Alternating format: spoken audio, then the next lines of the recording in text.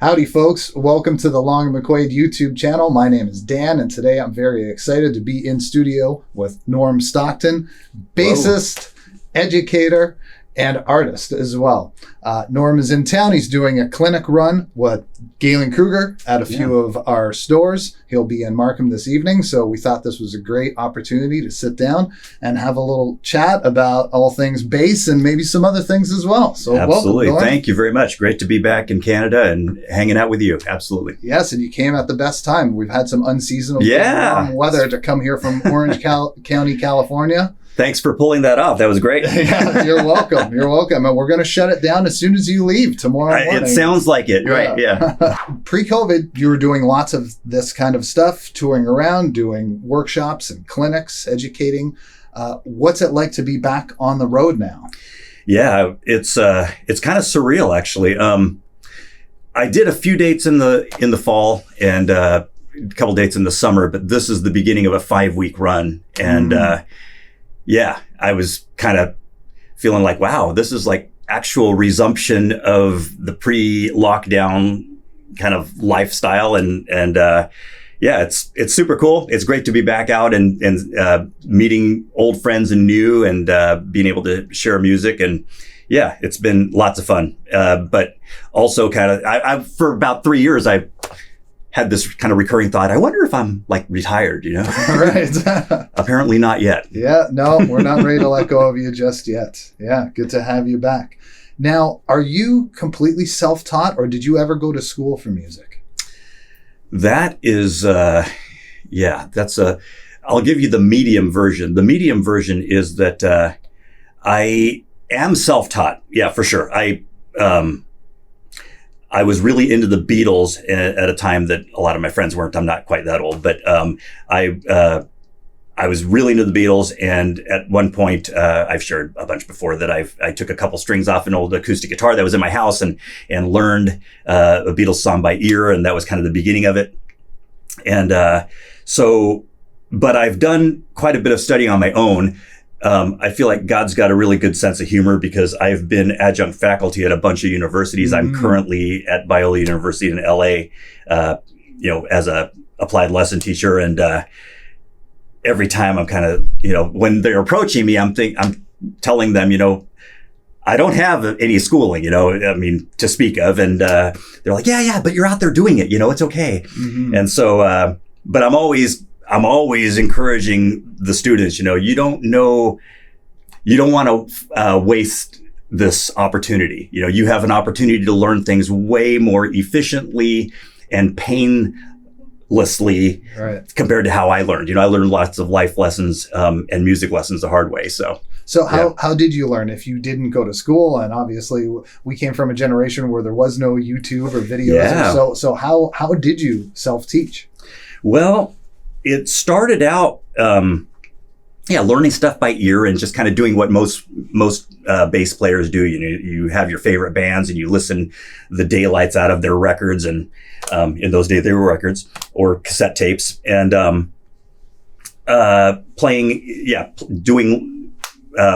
in live bands and that whole thing. But I had been playing for about 10 years, and I was really a prog guy to the max, and I was a huge Geddy Lee fan, and I still am, but I was kind of like, it was that sort of bass playing or nothing, right? Mm-hmm. And then within a couple week period, I saw the Chick Corea Electric Band with John Petitucci and Dave Weckl. And then about a week later, I saw the Stu Ham Band. Mm-hmm. And between those two concerts, my musical trajectory totally changed. It's like, there's this whole world of music that I don't know anything about, and I really want to learn. So that began, frankly, that began a journey that continues on today. I'm still always trying to grow musically. The more, it sounds cliche, but it really is true. The more I learn about music, the more I realize I don't know, and I'm always wanting to be a student. But yeah, I went and taught myself how to read. My wife she's a very talented musician and singer. And so she kind of taught me the basics of what the note on the staff is and stuff. But then it was just pretty much immersing myself in all of the resources, the Abersold stuff, Okay. you know, and immersing myself in those resources.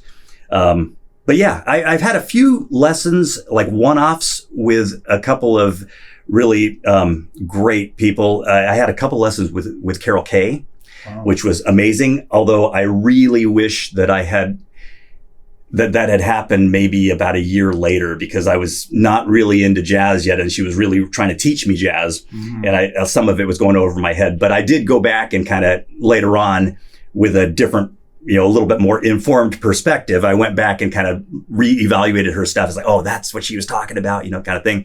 But yeah, I had several lessons with Carol Kay. I had a lesson with Brian Bromberg, who is really cool. You know, we've become friends since then. And Bob Magnuson, who's an upright guy. He's played on everything. He was in Buddy Rich's band, you know, so, but yeah, other than that, it's all just been self-taught stuff. So, okay, that's amazing. But those were the resources you turned to pre-internet, was like books. And I still have actually a huge VHS collection of instructional videos too. Yeah. Yeah. Basic Streams. Basic Streams. Absolutely. The first Basic Streams was awesome. You know, well, do I even have the second one? I'm not sure. But I thought Basic Streams, the first one, was it's just the music was great. Yeah. You know? Yeah. The good really writing and the whole thing, right? Yeah. That was phenomenal. Super influential. Yeah. Yeah.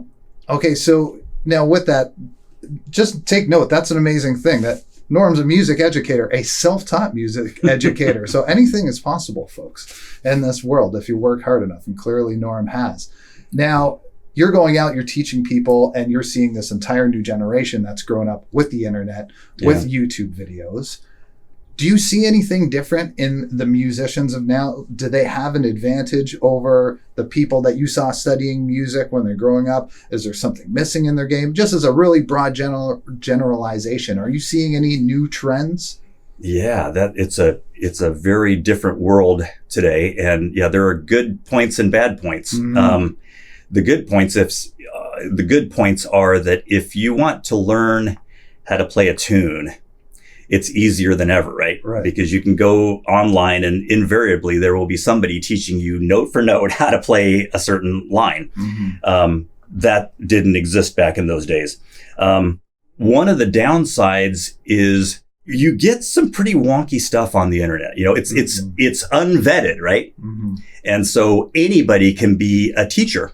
And that's kind of ironic coming from somebody like me, but I regularly online, I'm hearing people talking about, you know, they're trying to educate people on music, and I'm hearing things. It's like, that's not true. You know, that's not either. It's outright, you know, objectively false in terms of how they're talking about music theory. You know, they're calling a dominant chord a major 7 chord or whatever, right? They're using the wrong terminology, but, in addition, there's just, anybody can be an authority if they can get enough followers, and that builds their credibility. So I guess my caution to everybody, and, you know, even my stuff, I definitely encourage people to,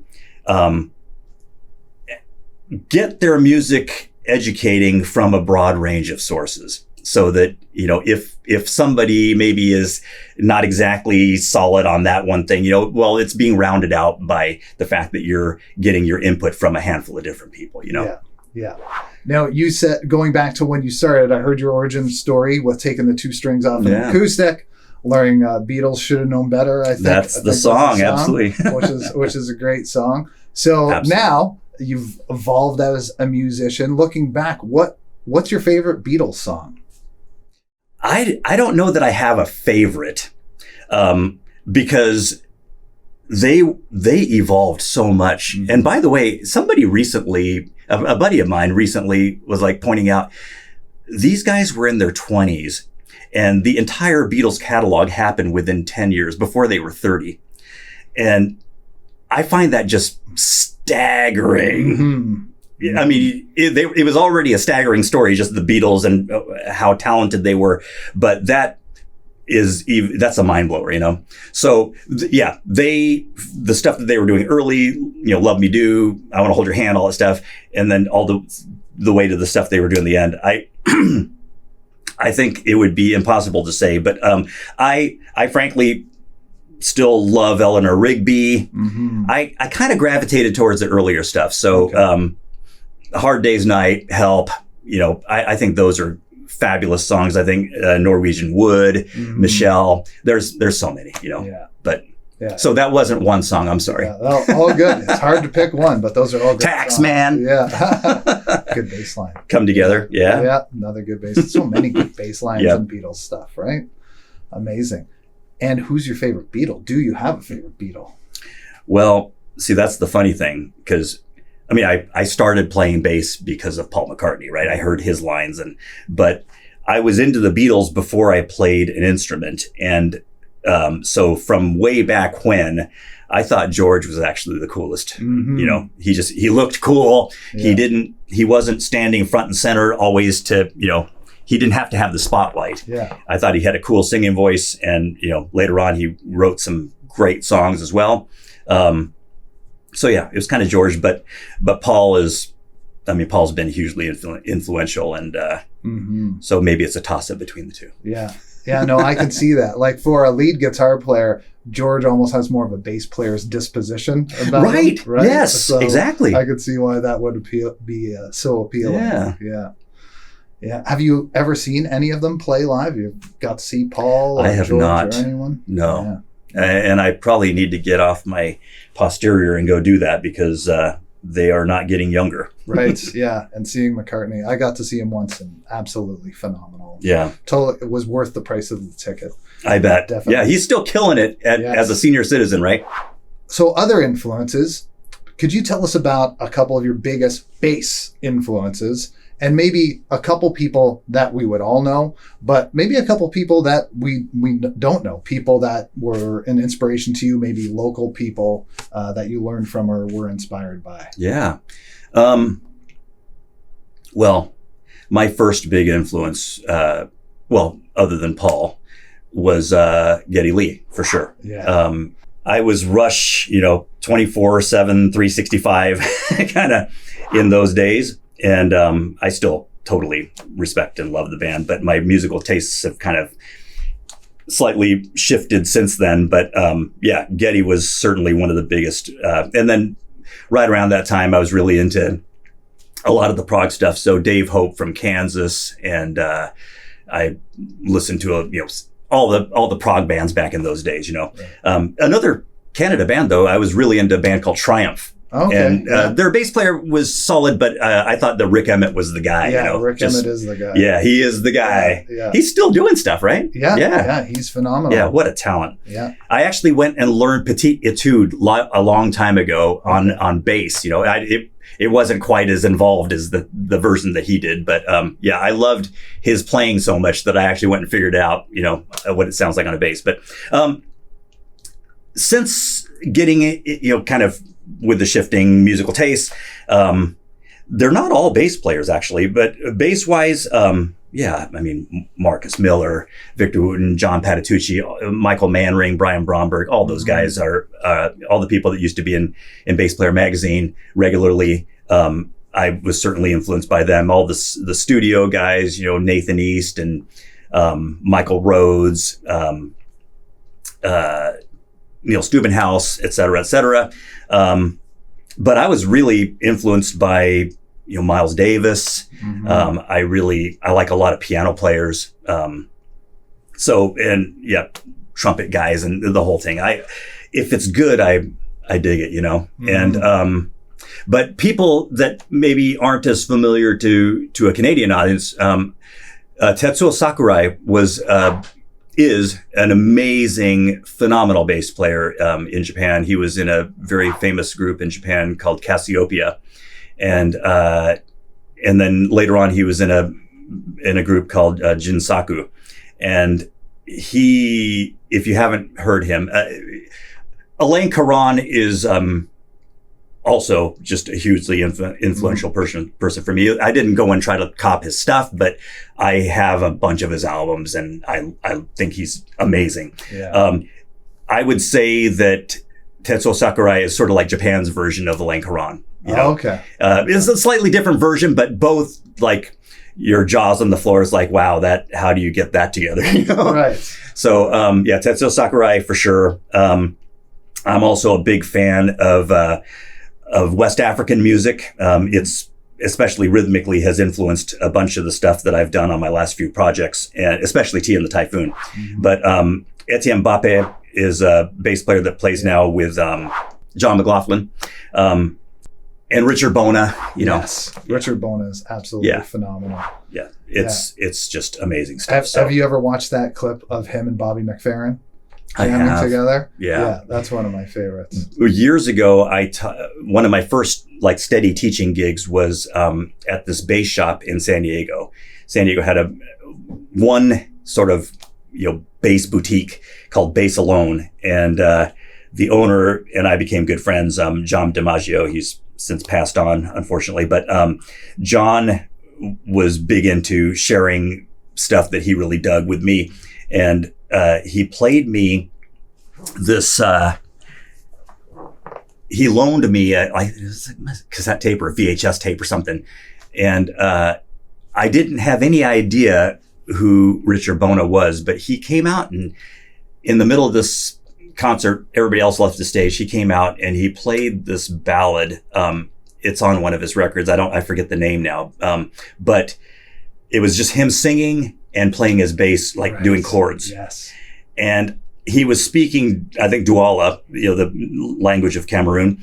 And so I had no idea what he was saying literally, but I knew exactly what he was saying. Right. And it was like, it was just wrecking me, Yeah. And that was actually a huge thing for me as a musician, because I realized your music has to talk to somebody's heart. Yeah. Music's not just math, and it's not just gymnastics. And, I find that I share this in clinics a lot, that I find that the stuff that stays on my playlist is not the stuff that moves me on an intellectual level. Yeah. It's always the stuff that moves my heart. Does it make me want to cry or jump up and down and scream or sing or laugh?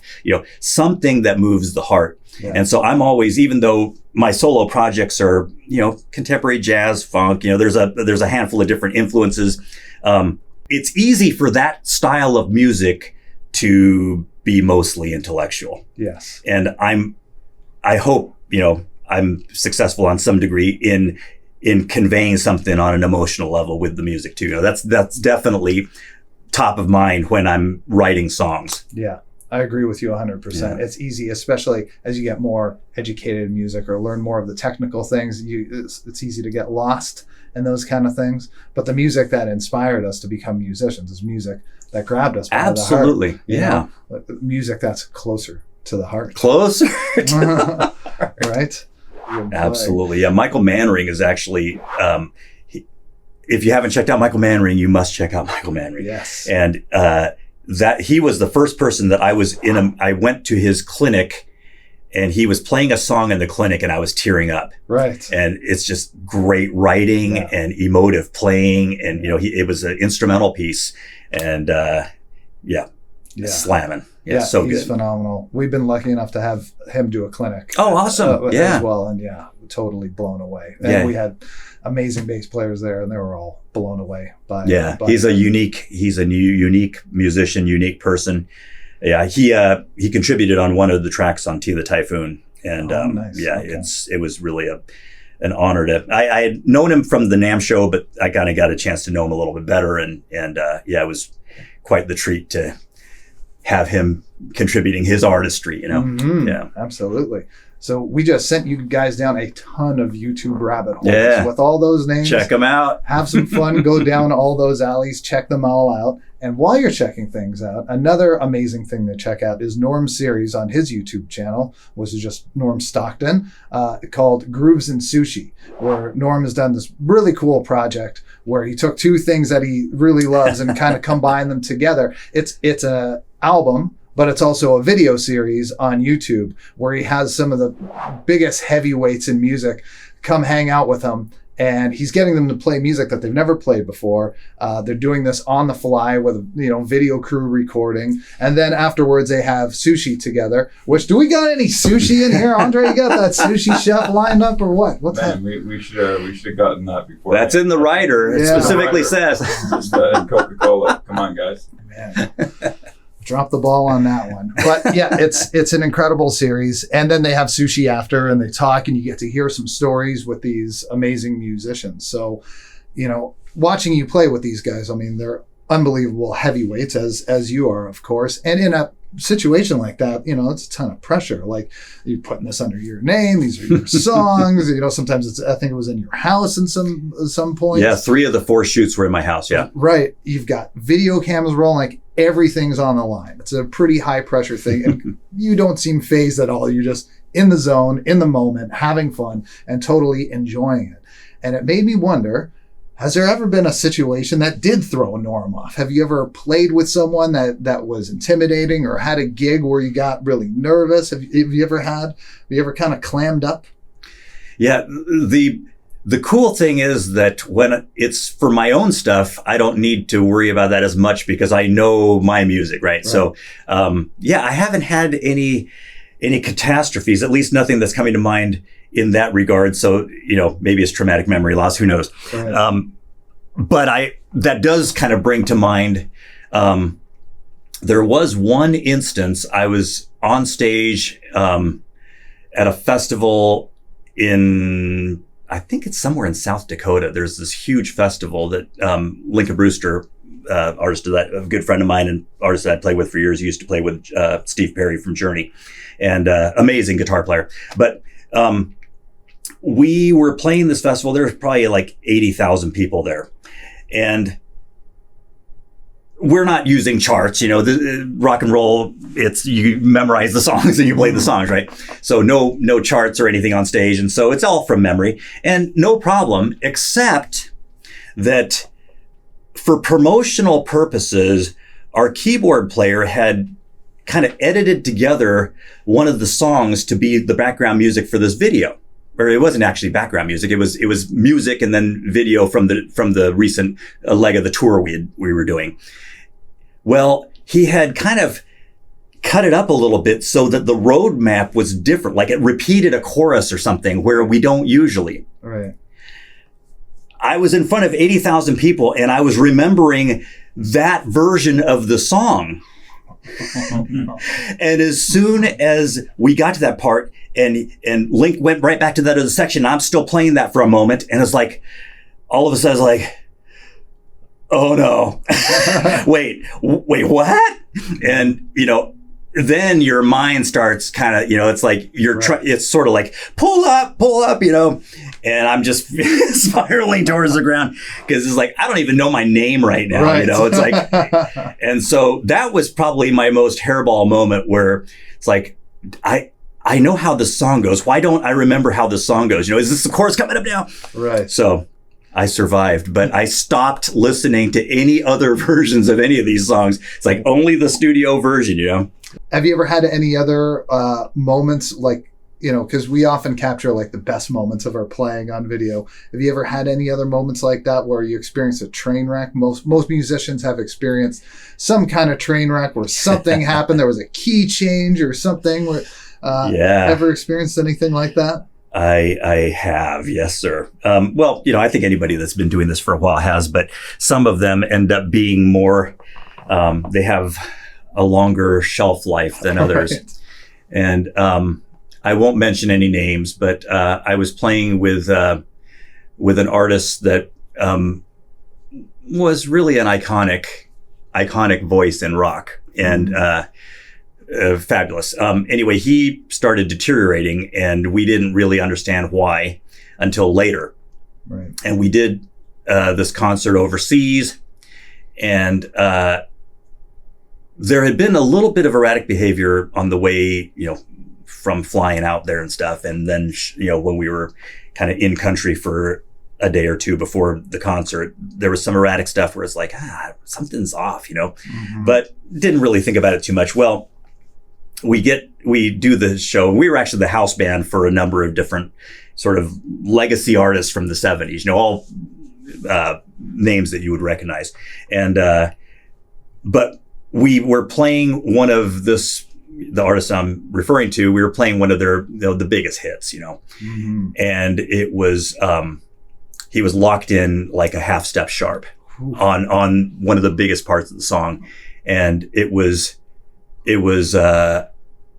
horrible. And that video went viral. I mean, millions and millions of views. And, Yeah.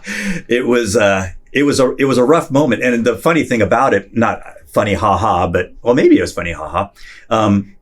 I'm supposed to have a solo later on in that song as kind of like, as it's, as it goes on for a while, the bass starts soloing. And, I kind of ended up it was not very tasteful. It was just, I kind of think of it as like I had a musical nervous breakdown, right. And it was just grand finale style, just everything, Right. And I think I got I stopped reading the comments because I was getting heat and it was just not good for my mental health, Wow. But it was like, yeah, I know. But did you see what I just dealt with?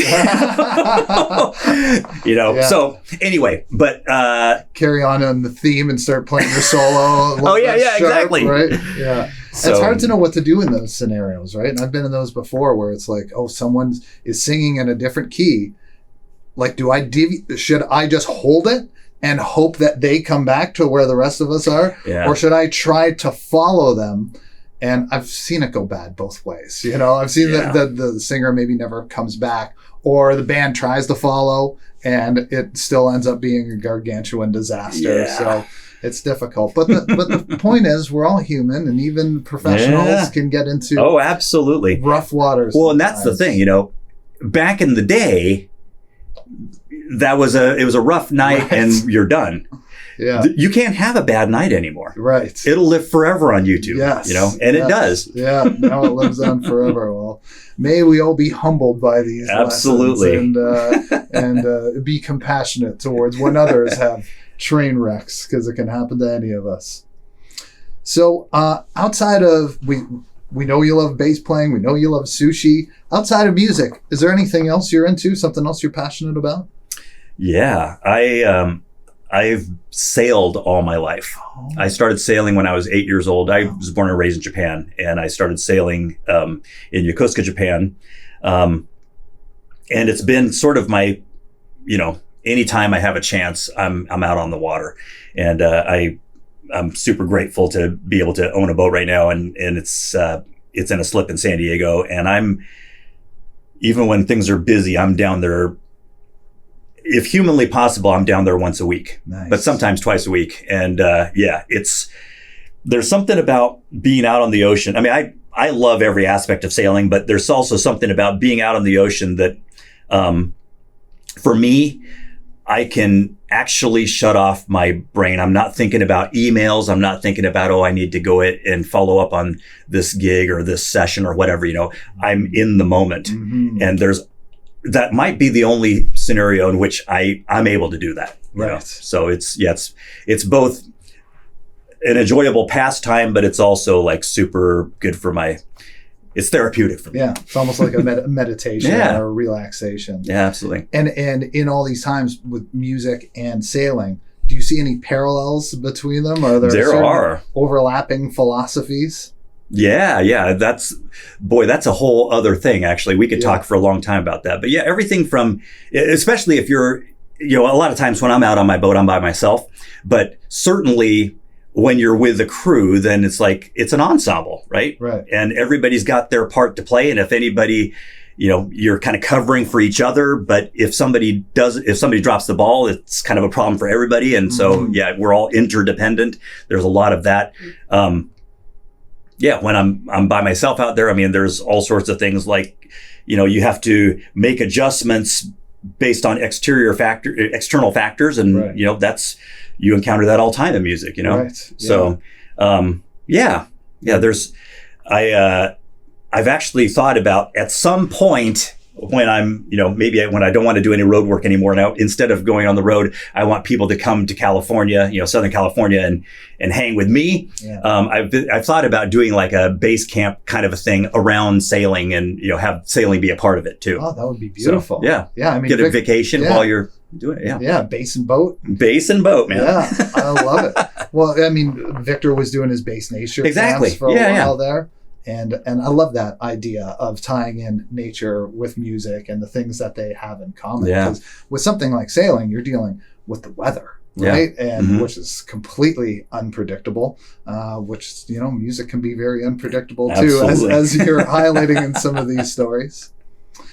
So gear, I know there's a lot of gearheads out there that want to hear about gear. So we'll talk a little bit about some of the gear that you use, but I also want to highlight that as part of the Grooves and Sushi video series that Norm has on his YouTube channel, he's dedicated one video on there to his gear and his setup, and it's really great. He goes through everything very, very thoroughly, from his bass to his effects, and I love the way you use effects, by the way. Oh, cool. And I love that you've gone through this thing of like, you kind of use them the traditional way, then you kind of stopped using them, then you came back to them, but now you're using them more as this textural kind of thing and in some different ways. So that's very cool. He talks about Gallien-Krueger amplifiers on there as well. Yes, and here's GK represented. So I definitely, for you gearheads, I recommend going out and checking that video out, because he did such a good job of it, and you can hear examples, like he talks about an effect and you hear the effect.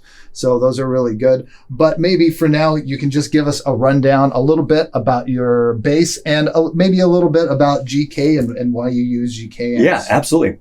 Yes, this is my personal bass. It's a Michael Tobias Design MTD.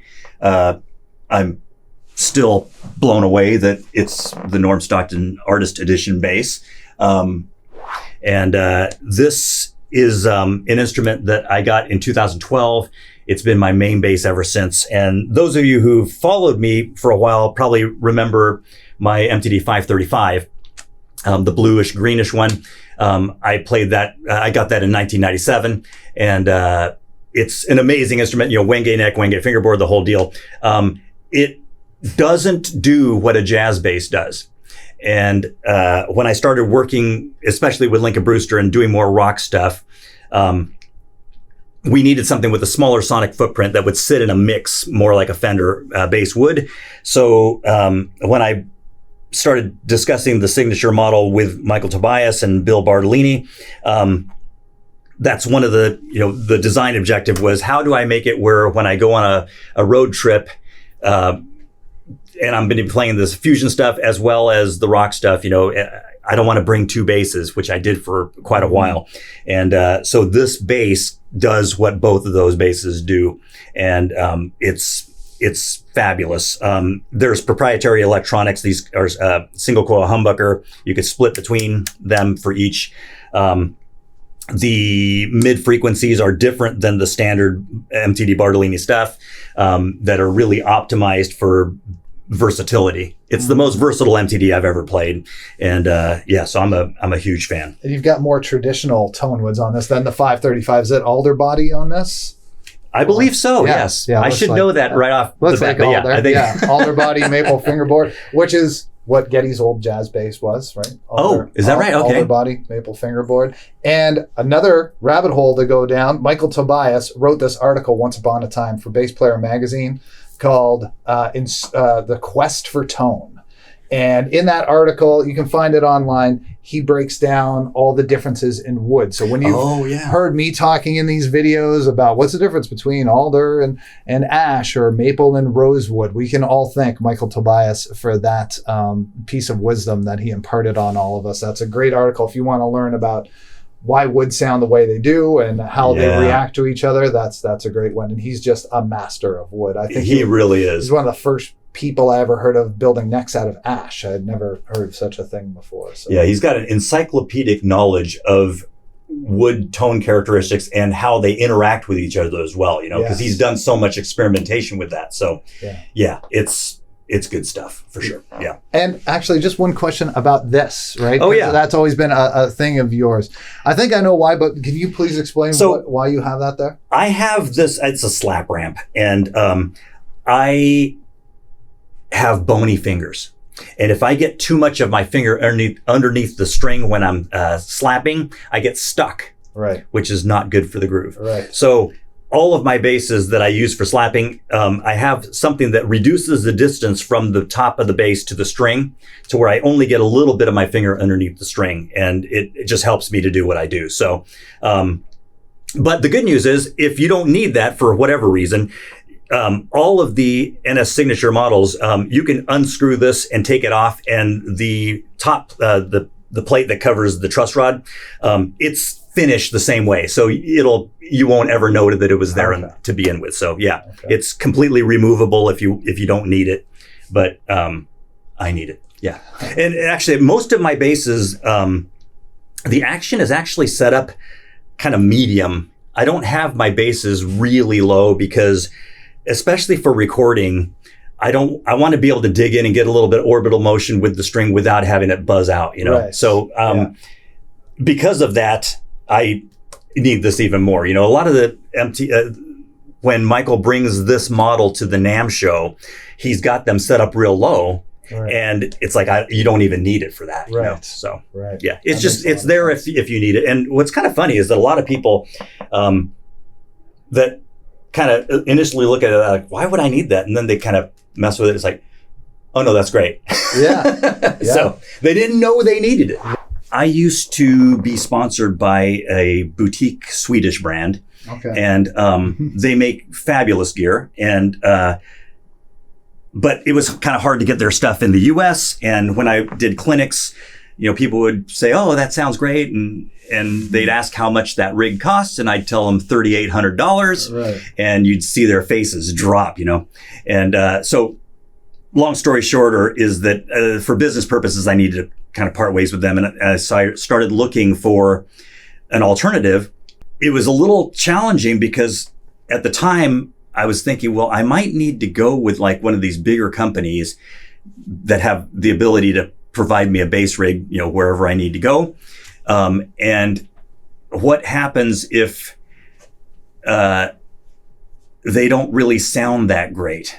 Mm-hmm. And what are the ethics involved in standing in front of a group of people talking about, doesn't this sound great, when I'm thinking not really, you know? Yeah. And so, but then shortly after that, GK's artist relation person came by the MTD booth at the NAMM show and said, hey, you should really check out the GK stuff. And so shortly after that, they flew me and my boutique Swedish rig up to, ironically, it's in Stockton, California, the GK plant, right?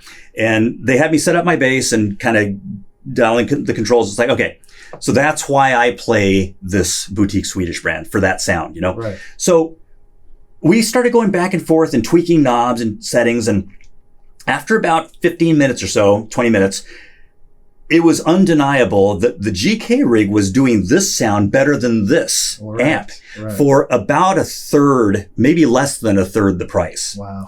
And that was the beginning of my enthusiasm for GK. Yeah. I've been a huge GK fan ever since then. And, you know, they've had me, if you go to YouTube, you'll see, they had me do demo videos of almost all the gear they make, and all of it's just amazing, you know?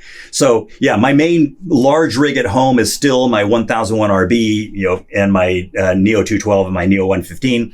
But for a lot of stuff, I'm using just an MB 115, little combo amp. Nice. But I do clinics with that thing all the time, you know, well, not my personal one, but they ship out an MB 115 for me, and it can do the rock thing. You turn on the horn and it can do the fusion-y slap thing. You know, it can cover the whole range. So I am a huge fan. It's great stuff. So, it's kind of fun because I've been playing a different GK setup at each of the shops on this run. Okay. And they all sound amazing. You know, they sound slightly different, but they're all killer. Yeah. So definitely I encourage you to check out the GK stuff. It's awesome. And always rock solid performance with the GK stuff. Like as a dealer, you know, it's very rare that we have problems with them. They seem to just last forever. I think I've still got an 800 RB from like way back. Bulletproof. And you turn it on and it still works. Works rock solid. Sounds great. So yeah, check out GK. Go to your local Long McQuade dealer. Absolutely. Check out a GK amplifier today. All right. So They should definitely go to Long and McQuade anyway. And I was telling Dan this earlier, but I mean, should I say this? Can I say this? Yeah. Go for it. So for those of you who are watching this who are in Canada, I hope you know what you have. And I'm not a paid sponsor or anything. I hope you know what you have in the Long and McQuades, that you have access to. We have nothing like this in the States. We have music stores in the States, but they are not Long and McQuade for sure, Right. and just super well-run operations with great inventory and total service-oriented approach, and you don't feel like you need to take a bath or shower after you're done. And you guys have it really good. So yes, definitely go to Long and McQuade, not just for the GK stuff, but all the stuff. Yeah. Well, thank you very much. We really appreciate that. So, yeah, we have a lot of great people working for us, and we get the honor of dealing with musicians all day long, whether it's a kid coming in to buy their very first instrument or a professional like yourself coming in to share some wisdom with all of us. It's a really, really incredible thing that we get to do and spend time people and share with music, because of all the things you're going to buy in life. There's a lot of things that are stressful to spend money on, whether you're buying a house or a car. Like, it's not always the most fun experience, but musical instruments, you get this piece of art that also makes this beautiful sound. Yeah. And, functional art. yes, Absolutely. Yeah. It's a lot of fun to be around. As a matter of fact, the shop probably shows it. I'm blocking this gorgeous Rick, by the way. Yes. Yeah.